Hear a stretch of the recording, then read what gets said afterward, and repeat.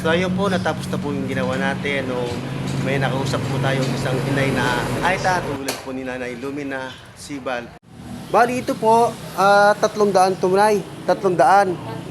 So galing po kayo ng Bamban. Ano pong lugar ninyo? Tumana sa Anuko, sa Ugagdak, Anuko. Hindi, saan po yung lugar ninyo sa Bamban? Pagingan. Paginga. Ano pangalan nyo, Nay? Ha? Ano pangalan nyo? Lomi Sibal. Lumis Zibal. So yan, nagtitinda po si Nanay Lumis Zibal. Isa po siyang Aita, wala po daw siyang kakainin. Kung wala po daw siyang ititinda, wala po daw siyang kakainin. So yan po, ang dala-dala po ni Nanay ay 6 na supot. So ito po ay nasa halagang 300. So yan po. Ito, may wala na. So habang nagtatrabaho po tayo, ayan po, dumating po si Nanay. In-entertain po natin siya para makabili po tayo ng kanyang paninda. So ibig sabihin po, sabay sa Baginan. Ang pangalan niyo po ay si Joe Paginan. Sarili namin. So yan po ang sabi po ni Nanay, kung di po siya magtitinda ay wala po silang kakainin. Wala. So ito po, napadaan po dito sa aming maliit kong shop. So ayan, nakita ko po. Anak, hindi ko pa natikman yung corpus. So sige po, sabihin po ninyo. Sa gobyerno, hindi ko pa natikman. So yan po. Nagsasaga akong nagtinda, anak. So yan po ang sabi po ni May, hindi pa po niya natikman ang 4-piece. Sana po ay makarating dito sa... Sana.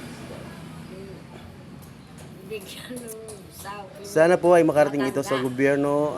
Ang sabi po ni Nanay, gusto po daw niyang makatikim ng 4-piece at sila po dapat ang nangangailangan sa galing sa gobyerno. So yun po, kailangan po niyang magtrabaho. Nasa ilang edad na po kayo, Nay?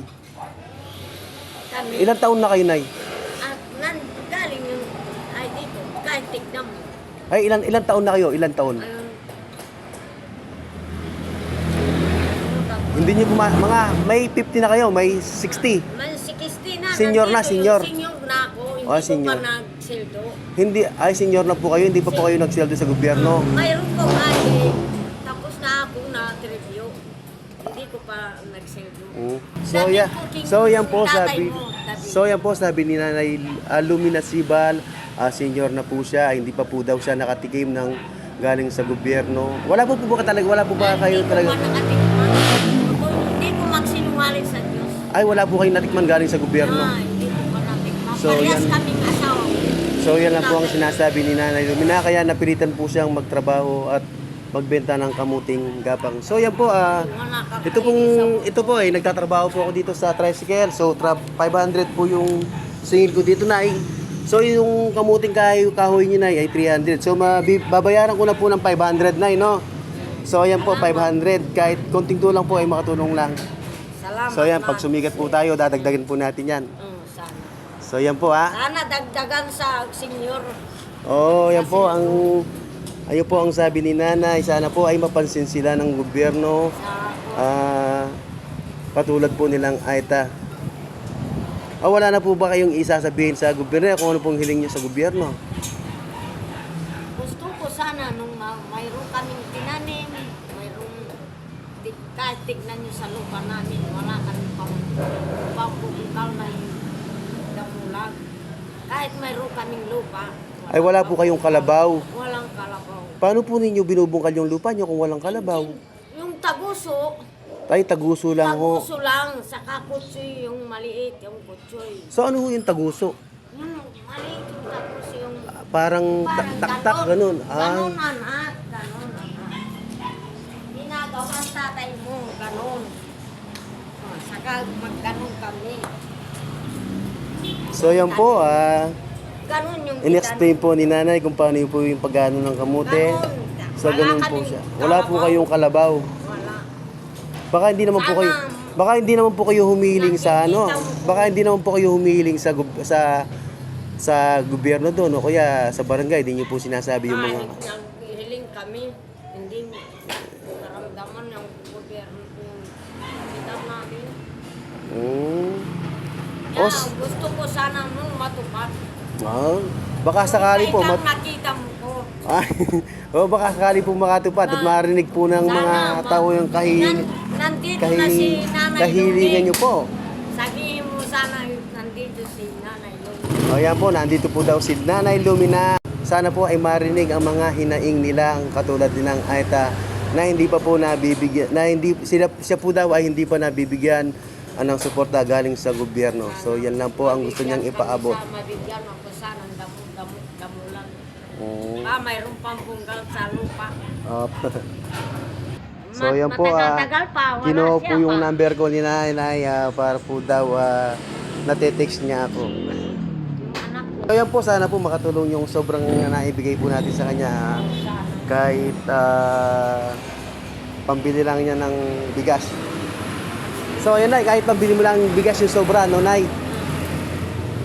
So yan po, salamat po. Ingat po kayo ha, ingat. One-time na yung isang... Hindi rin kami, oh.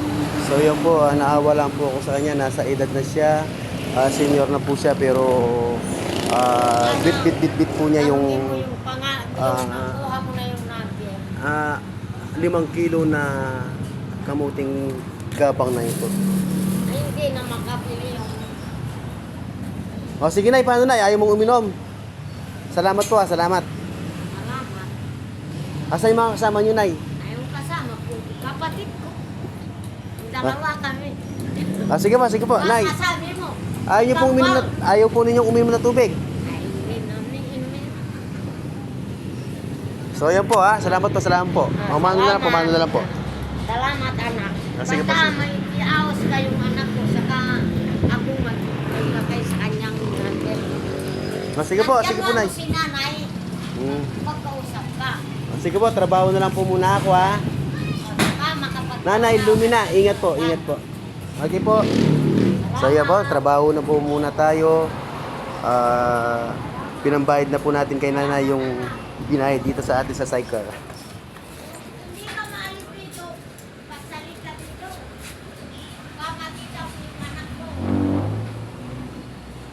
So yan po, ingat po Nay, ingat po. So yun po, natapos na po yung ginawa natin.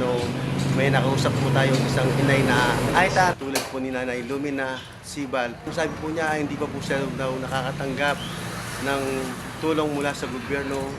Sana ay mapansin din sila na katulad nila na hindi man po sila marunong sa papela. Sana may mga taong mag-asigaso para po sa kanilang mga beneficiary bilang isang senior. So yun lang po ang gusto niya ay maabutan sila ng tulong galing sa gobyerno para kahit paano po ay pandagdag lamang po sa kanilang araw-araw na gastusin. Kasi kung di po sila magbebenta ng mga tinanim nila ay wala po silang kakain. So yun lang po ang gustong ipaabot ni Nanay Lumina Sibal. So yun lang po. Salamat po sa manonood. Kung sino po nagkagusto, pag-share lang po sa kwento ni Nanay Lumina Sibal.